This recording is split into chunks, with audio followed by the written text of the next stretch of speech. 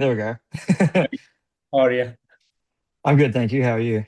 I'm doing good, Mikey. So, how's the day so far? So far, so good. I can't complain.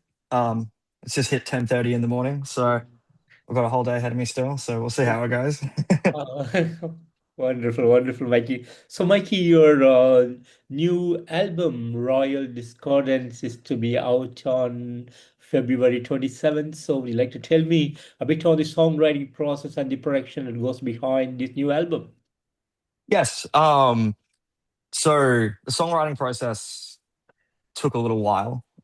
Just because we had a few member lineup changes and whatnot, and we wanted to change a little bit sonically compared to our last record. What we kind of noticed when we did start touring Trinity, the last one, was that some of the stuff like wasn't really translating live as well as what we would have liked it to. Mhm. And so that was a big emphasis on the songwriting when it came to this one this time around. So we pretty much took a lot of like what we did on Trinity and kind of reined it in quite a bit. For me, being like the primary songwriter, it started off pretty difficult to do. Um, because I'm used to kind of working in the chaos and everything like that. Mhm. Um, but I think it turned out really well, and like having a producer there as well to kind of help, get the songs where they needed to be was a big help as well. Um, but yeah, it was different for sure. um, it was generally like I try and do things like 50-50 lyrics and songs in Yeah. tangent, or I'll like write as I kind of go. This time it very much swung to making sure that the actual instrumental bed itself was there and ready to go before putting down any lyrics, because I wanted to make sure that, everything was doing what it was meant to kind of do. Yeah. Um, so yeah, it was good, but it was definitely like a challenging experience for sure. Gotcha. Awesome, awesome. And I believe it's more of a conceptual album. Would you like to tell me the concept behind it and how it relates to this album? Yeah, so we're a band that's had our like all of our albums are concept albums. It's one big long running story. And so this is the second one in this arc. We kind of like to treat our releases and the story in arcs as you kind of doing like a TV show. So the first of this arc started with Trinity. Um, and so yeah, it's a trying to think of the best way to describe the story. Um, it's kind of like a big fantasy tale, with a lot of moving characters and different parts. Probably dark fantasy is probably like the best way to put it. That takes influences from everything from like Lord of the Rings to Game of Thrones and all that kind of stuff, for putting it in a more modern setting. Yeah. Um, so there's influences from stuff, especially like with Nope being the last release, was very heavily influenced by like a lot of 80s action movies and stuff like that. Um, and yeah, so I guess if you took Game of Thrones and put it in a modern setting and gave them guns instead of swords, then that's pretty Mhm. much what you get with Gloom. Um, but yeah, it's a big long running thing. Fantastic. And a great artwork goes out for this album. Like we put like a vintage thing into this artwork. So can you tell a bit about the artwork and how it relates with Royal Discordance? Yes. So it's done by a man named Sam Mail over in the UK. Um, and he's been our artist since 2017, I want to say. So he's done all of our artwork leading up to this one. Um, we because it is a very like character driven and focused record, we wanted to, have portraits of each of the characters. So the front cover is our character Clara, who is the main focus for this record. It's her record. Effectively, a lot of the songs are based around her. Mhm. Um, and so instead of doing like a big piece from the story, like a big battle scene or something like that, which is what we did with Trinity, I kind of wanted to focus more on the characters themselves, because I think it's very much more character focused, this record. Um, and the best way that I thought about it was by doing portraits, or like old vintage kind of like Yeah. portraits that you'd find in a museum and whatnot. So that Yeah. was the inspiration behind that. Gotcha. Awesome, man. Awesome. And had the pleasure to listen to the album in its entirety. And I have to say, 12 amazing songs, beautifully written. The a great metalcore album for the year with amazing Thank you. vocals. The musicianship is top notch from the start to the end. Each and every song beautifully crafted, and it's more like a storytelling through the songs. And I really enjoyed each and every song from this album. So I want to thank you guys so much for putting up an amazing album this Oh, year. thank you. Thanks to you. And as a band, how do you guys feel about the outcome of this new album? Yeah, it's been good. We weren't really sure what to expect, because we knew it was a bit of a change from our last one. We weren't really sure how the fans were going to receive it. But it's so far the response has been great. We couldn't be happier. Um, we're stoked that everyone seems to be enjoying the change up a bit. Um, so yeah, no, we couldn't be more stoked. We couldn't be more thankful to everybody as well. Fantastic, fantastic. And a couple of videos from you guys for this album, like Angels, Rat Whiskey, Mhm. Assassin's Run, and the recently released visualizer for Nope. So, would you like Yep. to tell me a bit on the making of these music videos? Yeah. So, what? How do I put this?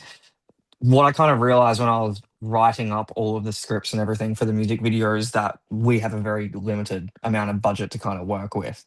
And so kind of like the same thing with the artwork, I think we decided to focus more on um what the character was feeling and whatnot, as opposed to doing things that were actually like in the story. Um, and so that's where like a lot of the ideas came from as well. Like one of have a habit, or I have a habit of putting our characters through horrible, horrible things. And so that I at least like with Angel's Wrath Whiskey, that was kind of like a nod to that character kind of reclaiming some of her power back and whatnot. Assassination Run was um, very much like the brutal, dark, heavy song, I think, or one of the more brutal and dark, heavy songs of the record. And so we wanted to reflect that by, paying homage to, I guess, like older horror films um, that are based out in the woods. And yeah, and then Nope, um, the visualizer for that one was very much inspired by the John Wick 2 Yeah, poster. yeah, Um, because it's the whole song is pretty much an homage to a lot of those, I said, like action films from the 80s and a lot of video games, like Max Payne and whatnot. And so that was the best way that I feel like was a good representation. yeah. Again, paying homage to the things that have influenced me specifically in the songwriting and story writing. Beautiful, beautiful. And before the release of the album, are there plans to come up with one more video? Yes. Yeah, there's one more. We just wrapped the filming for it on Saturday, actually. Fantastic. So we have Yeah, You Didn't Like Me Then coming out on February 19th, and there'll be an actual music video for that one. Wonderful, wonderful. I'm really looking forward to that, Mikey. And a month away for the release of the album. So, are there some big plans for the release day? Popping a bottle of champagne. No. Um, yeah, no, I mean, we've got our tour coming up with King 810. That's probably going to be like the big one that we will use to support the release. Aside from that, just like chilling out, doing our thing. I will probably be playing video games. One of us will probably be at work. Um, but yeah, aside from that, like we're not going to do anything too crazy, but just celebrate it and celebrate along with everybody else too. Gotcha. Awesome, awesome. And speaking on touring, I know there should be a lot of Australian tours coming up, but do you guys planning to go on some international touring as well this year? We'll see how it pans out. We're gonna take like a little bit of a break, at least from the international stuff, after the King 810 tour in March. Just because, as I'm sure you're aware, internationally touring, especially for an Australian band, is very expensive. Um, so we kind of need to take a little bit of time, make sure that, we're taking the right offers and um what's the term? Recharging a little bit. We've been under the pump, touring both here and internationally over the last couple of years.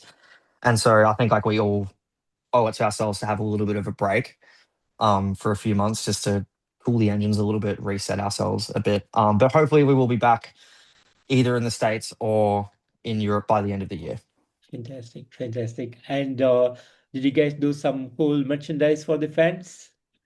Yes, we did.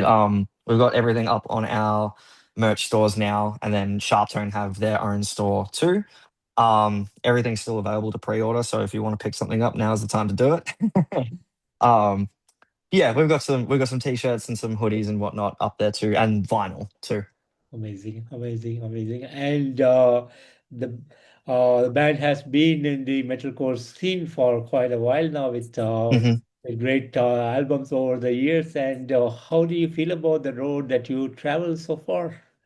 It's been exciting. I'd like to say to people that even though we've been around for 10 years this year, that we really only kind of started taking it seriously in late 2018, 2019, and then we had um, 2 years of being indoors due to COVID. So we've really only been a band for like 5 or 6. It also makes me feel younger too. Mm, Um, but we're stoked with the opportunities that we've been given, and hopefully continue to get. And we couldn't be more thankful. So yeah, we're stoked. awesome, man. And I know there has been a lot of highlights moments over the year, but there's something special that you want to share with me today? Oh, doing that first American tour, I think, was a big one. We've had fans over there who've been waiting very patiently for a very long time for us to come over. Um, and we couldn't be more stoked to finally make our way over in April last year. That was probably the big highlight, I think, for our career. Fantastic, man. And finally, Mikey, any message for the fans around the world? Um, Thank you for tuning in. I hope you enjoy the album as much as we do. It's definitely my favorite by far. um, And yeah, thank you for all your support and everything. It means the world. Beautiful, man. And Mikey, I want to thank you so much for giving me today this wonderful opportunity to have you on the show. And thanks to you and the entire band for Royal Discordance. Like I said earlier, a great album for the year. I totally loving this album. So thanks again for all the awesomeness that you guys are doing for the metal fraternity around the world. So I wish you all the best, and I'm really hoping that we all can meet someday. Indeed. Thank you. That means the world to me too. Thank you. Awesome. Awesome, Maggie. Take care and have a nice day ahead. Bye bye. Thank you. You too. Of Thank you. course.